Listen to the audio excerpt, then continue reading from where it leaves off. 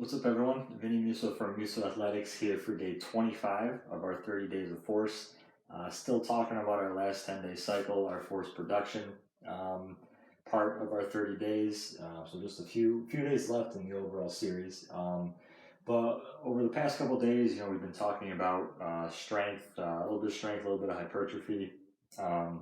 If you haven't seen the videos leading up to this, I suggest you go back at the beginning, take a look at our first video, our intro video, where we kind of talk about the overall goal of this 30 days of explanations when it comes to force production and overall force training.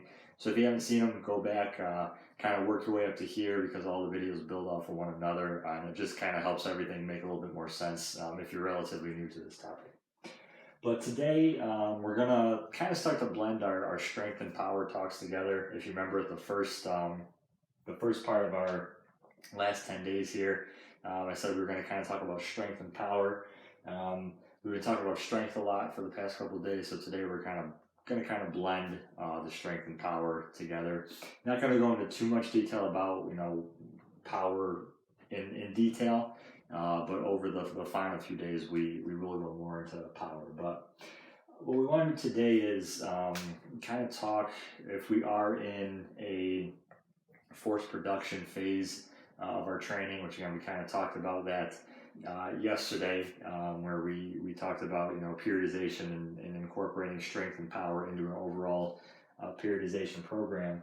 But we want to kind of focus on that force production phase, the strength and the power phase of training, and I want to kind of give you guys some options on how to incorporate strength and power into a phase like that. We talked about it's good to while one part of the program emphasizes strength with a little bit of power, and then the second part would emphasize power with a little bit of strength.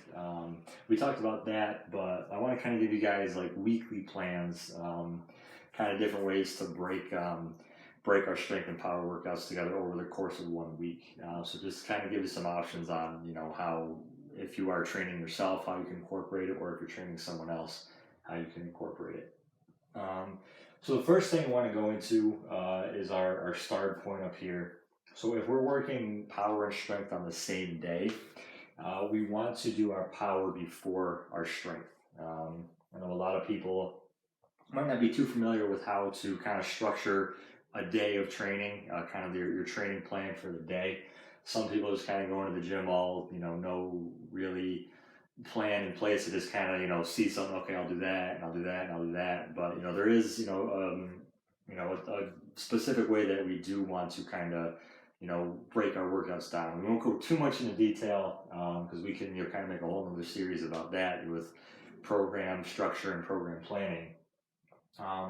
But if we are doing power and strength in the same day, we do want to do our power before our strength. Reason being is power is one of the most fatiguing types of training that we could do for not only our body, but our neuromuscular system. There's a lot of, mind-muscle connections that have to happen really fast when we're doing power movements.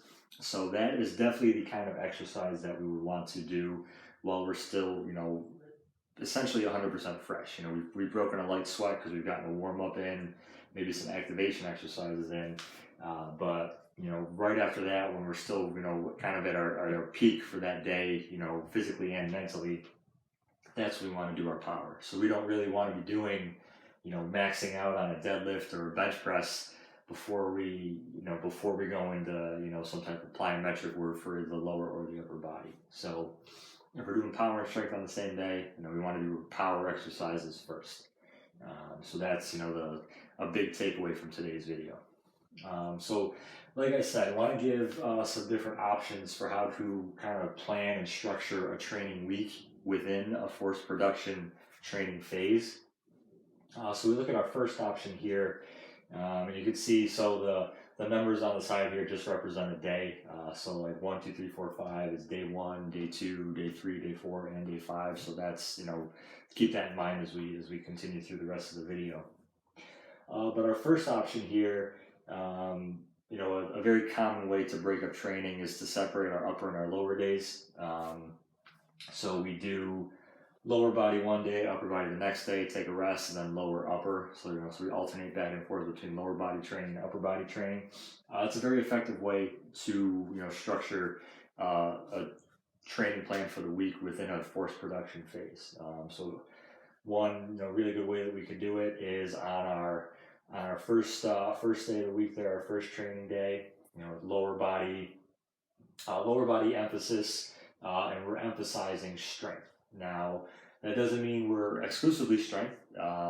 We could emphasize strength for the day while doing a little bit of power exercises, but I'd say probably for that day you would want to do, if we're emphasizing lower body strength, we want about 80% of our workout to be lower body strength, and about 20 to be lower body power. Because again, we talked about, we want to emphasize different parts of training, but we don't want it to be really exclusive, because we want to kind of take what we've been learning and teach our body how to use it. So one option here is to do our lower body strength emphasis on our day one with a little bit of lower body power. Then our next day, upper body power is our emphasis. So again, about 80% of that workout is going to be upper body power, and then 20% upper body strength. Third day is off, so that's our rest day, and then our fourth day back to lower body, but now we're emphasizing power. So again, about 80% of the workout for that day, we want to focus on lower body power, and about maybe 15-20% focusing on lower body strength. And then our fifth day, emphasis on upper body strength, so about 80% emphasis there, with 20% being upper body power. Okay, so that's just one option. Again, very, very effective split there for a week of training in a force production phase. Breaking up lower and upper body on separate days is very, very effective. A lot of people do it because it is very effective. So that's one option. Option B here, maybe for someone, either if you yourself are a busy person or you're training someone and they can only get in maybe 3 days a week, pretty good option here for our option B. So our option B, you can see that we have 3 training days, but now instead of breaking it up into lower body one day, upper body the next day, we're essentially doing 3 days of total body training. Okay, so you can see here on day one, doing strength and power on the same day, but we're emphasizing our strength for the lower body and our power for the upper body. So depending on time here, I know we said over here our lower strength was about 80% strength emphasis and 20% power. You could do that same concept here. So for our lower strength, for the lower body, we're working about 80% strength, 20% power. In our upper body, we're working about 80% power and 20% strength.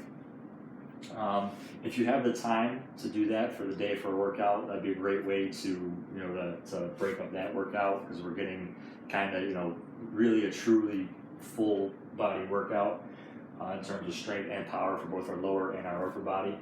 But again, if you're working with someone who maybe has to have a relatively quicker session compared to someone else, then our emphasis here might be, our lower body that day is only strength, and then our upper body that day is only power. So again, it really depends on what constraints you have in terms of time for training. So that's again, this is kind of the more time constraint type of training schedule for this part of our force production phase. So that first day, lower body strength, upper body power on the same day. Second day off is a recovery day. Third day to get a little bit of muscle building as well, because again, maybe this is someone who can't really work out as much as we want, so we want to get kind of the full benefits of everything, all aspects of training. We can make that third day a total body hypertrophy. So we're working upper and lower muscle building. So again, that's kind of the higher rep range, 8 to 12 reps for each exercise, and just focus on lower body and upper body hypertrophy. Okay. Fourth day off, recovery day, and then our fifth day is again a total body day, but now we're focusing for the lower body. Instead of strength, which we did on day one, we're doing lower body power on that fifth day, and instead of upper body power like on day one, we're doing upper body strength. So again, only 3 days of training, 3 total body days, but we're still able to get all the aspects of training in a force production phase that we want to emphasize. So again, if you yourself are someone, or you're working and training someone else who very busy, busy schedule, has a lot of time constraints, this is a pretty good schedule to rely on. Our third option here, a little bit more of an advanced schedule. So this is someone who's got a lot of training under their belt. So if you yourself are someone who's been training for a while, a couple of years, or you're training someone who's relatively advanced in terms of training, this is a pretty good schedule as well. So you'll notice here, instead of the 5 days of training, we actually have 6 days of training. So we'll break down how that one works. So it's similar to our first option here, where we alternate lower and upper body days, and we kind of alternate our strength and power days as well. So we're not going back-to-back strength days or back-to-back power days. Here, we're back to the lower upper body splits, but we are going back-to-back power and strength days. So you can see here on day 1, focusing on that lower body power. Second day, focusing on that upper body power. Third day is off. Our fourth day, back to lower body, now emphasizing the strength. And then our fifth day, upper body, emphasizing the strength. So in terms of those first 5 days of this cycle, this is something where you would probably want to, instead of doing like an 80-20 split, so like over here we talked about how our lower strength was kind of 80% lower body strength and 20% lower body power. Here, since we're doing 6 days, this is something you probably want to just focus on one aspect of training each day. So our lower body power here, instead of being 80-20, this is going to be just the lower body power day. This is just going to be upper body power day. That is all lower strength, that is all upper strength. Okay, again, just because we have that 6th day. So that 6th day is essentially a total body light workout. I like to view it as an active recovery. We kind of talked about that concept when we talked about deloading during our force absorption, one of our force absorption talks. But this is a good tactic to use, again, if you're kind of more of an advanced athlete or someone who has years of training under their belt. Your body can handle a little bit more. A really good way to spend an off day or a rest day is to do a very light workout. So total body light, even not even weights, just like a body weight workout. So pull-ups, push-ups, lunges, and squats, just to kind of hit the whole body. Again, lower intensity. Reps not too high, but more than 5 or 6 reps per set, because we're just moving our body weight. But throwing in a total body weight workout on day 6 or even a day 7 before you get back into it for another week. Really good tactic to use for recovery. I know a lot of people, a lot of people believe or have heard that you have to rest and wait 48 hours after workout before you go into your next workout, which is really not true. It's all really dependent on how you've been working out and how intense your workout was. So again, pretty intense workouts on days 4 and 5. So we actually can work out a 3rd day in a row if that intensity is very low.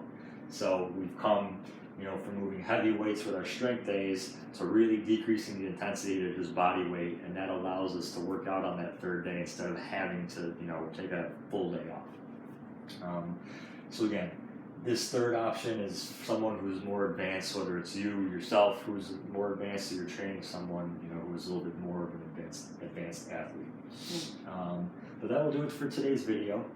So stay tuned for tomorrow. We just got a few days left before we wrap up our 30 days. We'll spend the last few days kind of focusing more on the power aspect of our force production training. So again, today wanted to just kind of give some options for how to break down a week of training, within a force production phase of training. Okay, so hopefully you liked the video.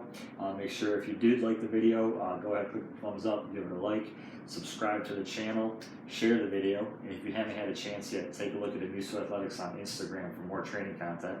Thanks a lot. See you tomorrow.